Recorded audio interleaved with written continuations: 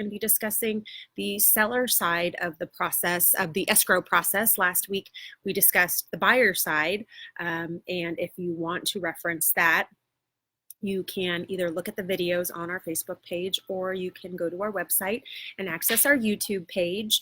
We have all of our videos on YouTube as well, so you can certainly check that out and find out the synopsis of those buyer tips, or those the buyer perspective of the escrow process.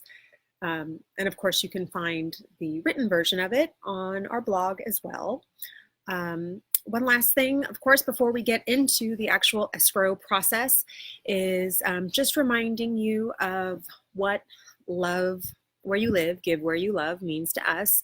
It isn't just a motto that I say all the time, or that we say all the time, or that we put on all of our posts. It is something that we live by. For every property that we help you buy or sell, we donate $500 to the school of your choice. As I've mentioned in the past, we have donated now over $10,000 to local schools of your choice, which makes us very happy and very excited, because it is very important to us that not only you love where you live, but we help give to where you love. And we know that schools are such an important part of the community, and building schools help build a community feeling and just make an overall wonderful city, community, neighborhood. So we are always so thrilled to be able to donate to schools. So again, please keep your referrals coming to us for any friends and family that are thinking of buying or selling, because again, we'd love to donate to the school of their choice. And I love that nice bird that's just squawking. Must be so excited about our Love Where You Live, Give Where You Love plan. Sorry, distracted a little bit. Again, if you have any questions about that, you can always direct message us here on Facebook. You can email us at info@theswanteamoc.com, or you can call us at 949-444-1601, and we'd be more than happy to share more information with you about that, about our Love Where You Live, Give Where You Love program, or anything else. So hi, Mike, thanks so much for joining. So having said all of that, I will now get into the escrow process from the seller perspective. So I'm going to lead and refer back to some of the things that are also from the buyer perspective, only because with the escrow process, we're dealing with the buyer and the seller, and they're going through the same transaction. So I do want to kind of give you both sides, but for the most part, I will be really focusing on the seller side this time. And I can tell you that every escrow is different for every transaction. But for the sake of this discussion today, which I would love for it to be a discussion. So again, if you have any questions or comments, feel free to share them as we go through this. But again, as I go through this escrow process in general, we're going to kind of frame it with the idea that it is a 30-day escrow, and the purchase agreement requirements are kind of the default options. So obviously, again, there can be shorter escrows, there can be longer escrows, there can be shorter contingency removal periods, but for the sake of our discussion today, we are going to be going over kind of the default requirements and what California and the MLS determine are the default requirements for a purchase agreement, and then I go from there from a 30-day escrow. So again, we always start with date 0 as the day that the offer is actually accepted. From there, day 1 is the day after the offer is accepted. And of course, the offer, it might be in a counter offer situation, but ultimately it's when that last counter offer is accepted. So then from there, on day 5, the buyer's earnest money deposit is due. So again, that's when you know, okay, you're really getting into they've put down their commitment saying, okay, we really want to purchase your property.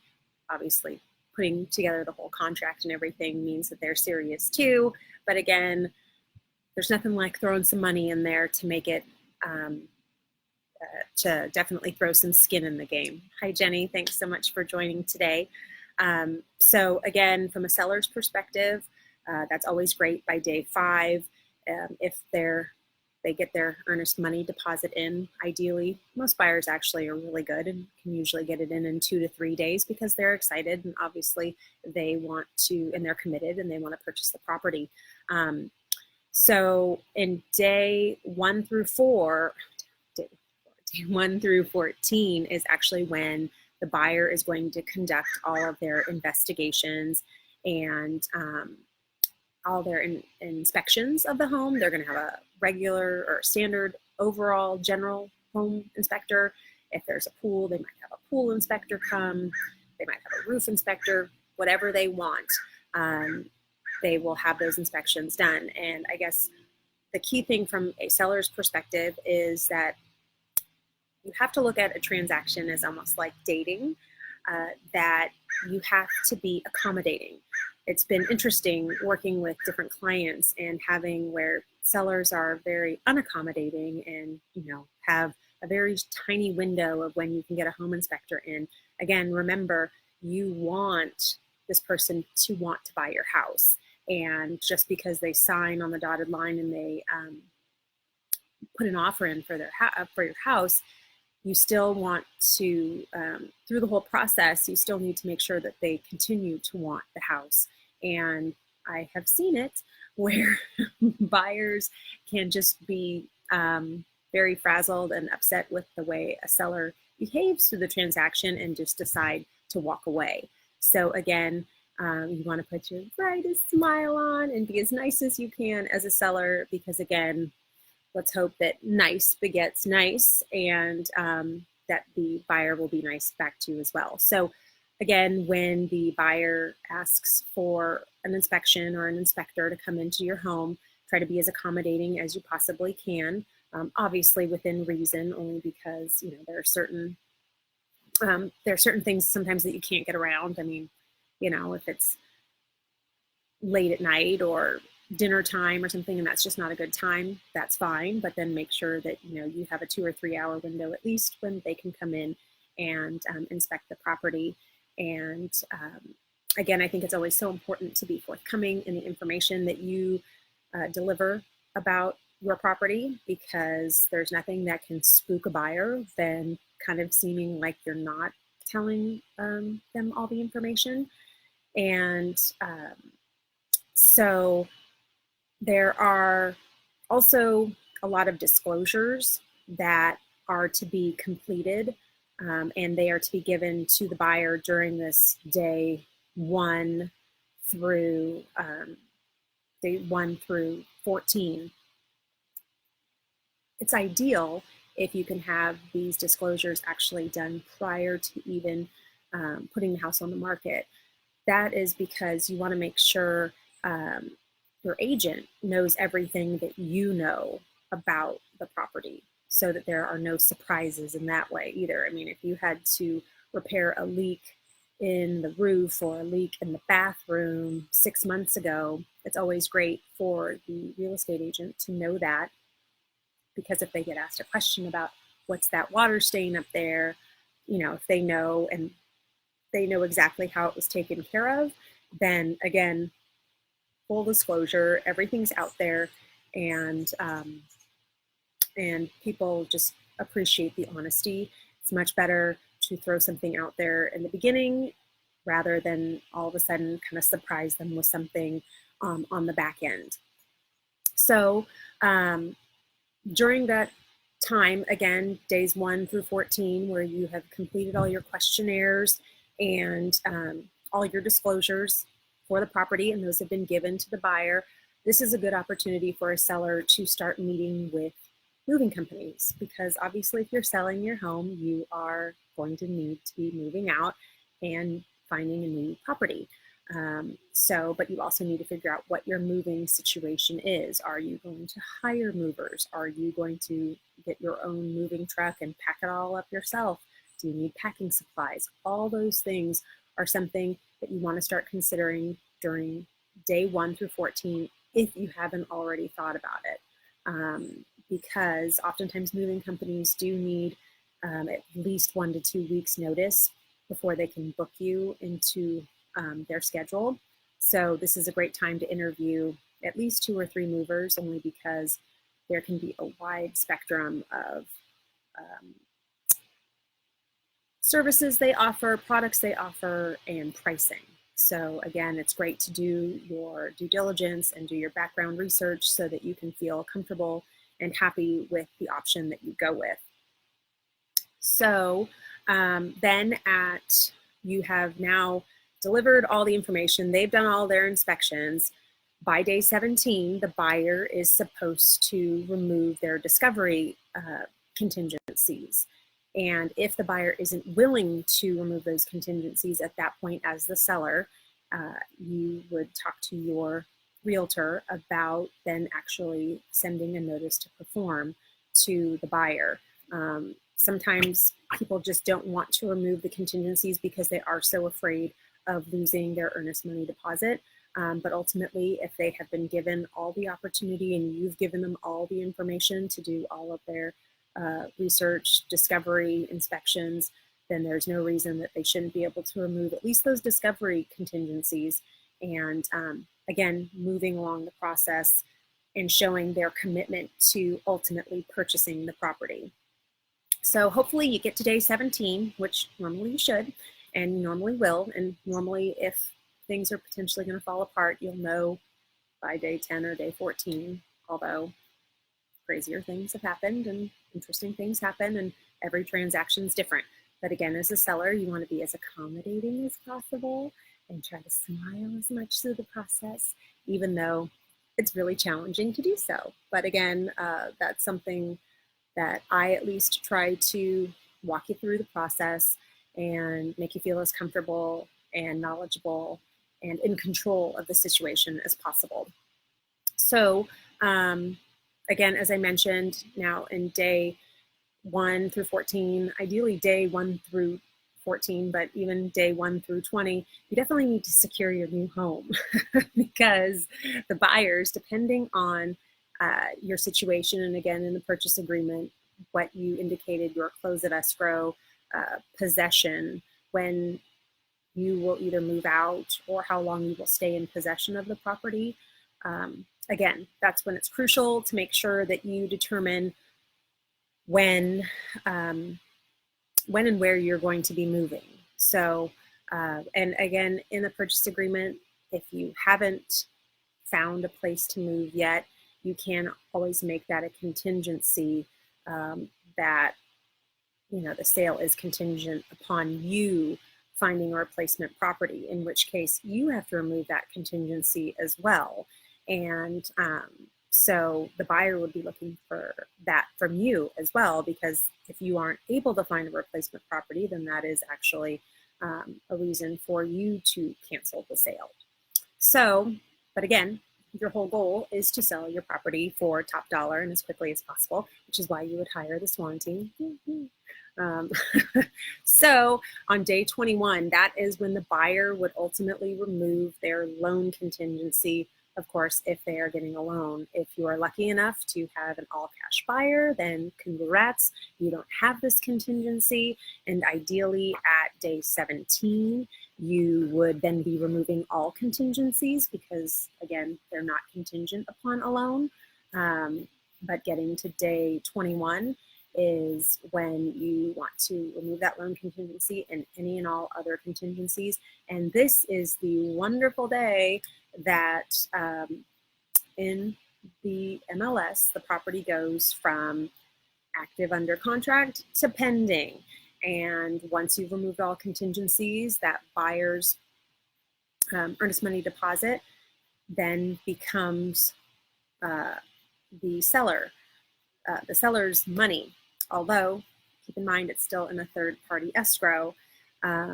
So it has not been distributed to you yet. It is still, it isn't distributed until either there is some sort of amendment to escrow saying it can be distributed to you, or again, at the close of escrow.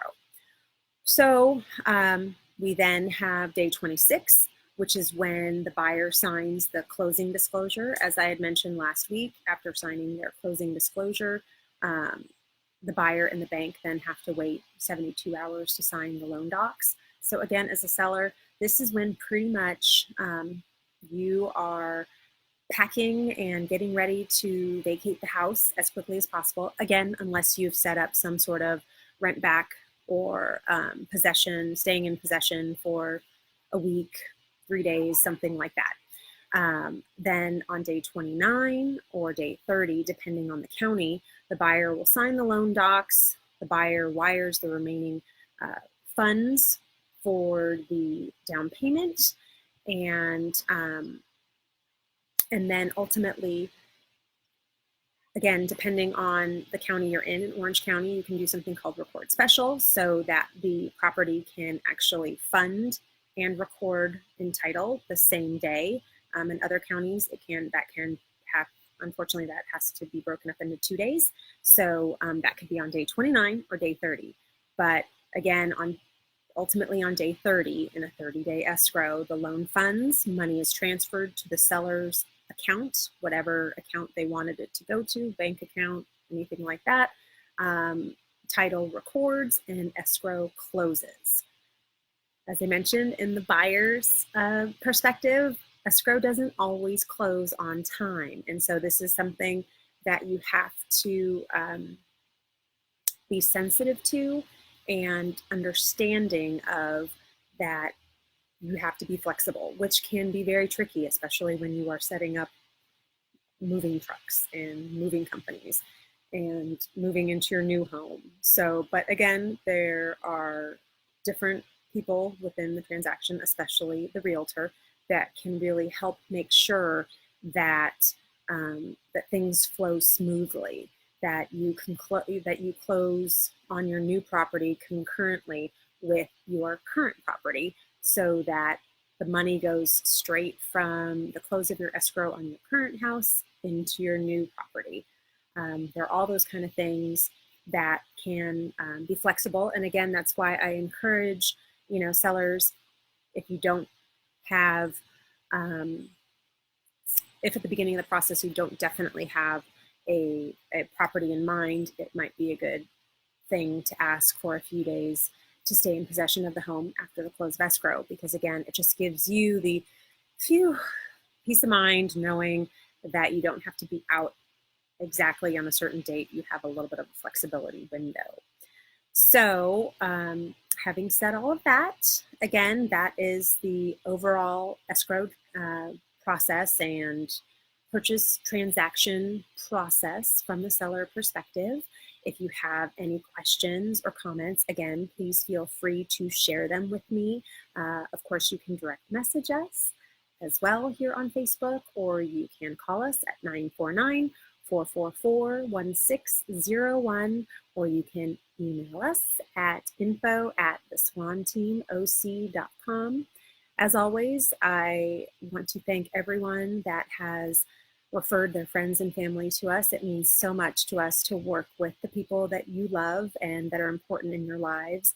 And it is of utmost importance to us to make sure that we take care of them like they're our own friends and family. So again, we appreciate you so much for trusting us with those loved ones and special people, and please keep them coming. We love to work with your friends and family, and again, appreciate it so much. And of course, as always, we will always donate $500 to the school of your choice for any property that we help you buy or sell. So again, keep the donations going. We love spending our money on schools and donating money to schools. So definitely keep us busy. And again, any questions, any suggestions for future blog posts or Facebook Live videos, please share those with us. We'd love to hear your feedback. And that's about it. We're kind of wrapping up into August. So I hope everyone has been having a great August thus far. Anyone that's been going back to school, hope everyone's having a great back to school. And remember to tune in next week at 4 p.m. for an all new episode of Love Where You Live, Give Where You Love at 4 p.m. here on Facebook. Again, of course, you can see this video and any other video in our video archive on our Facebook page, or you can go to YouTube and search the Swan Team OC, and you will find our log of videos there, or of course on our website, www.theswanteamoc.com. So with that being said, everyone have a wonderful Wednesday afternoon, and as always, remember, love where you live, give where you love. Take care. Bye.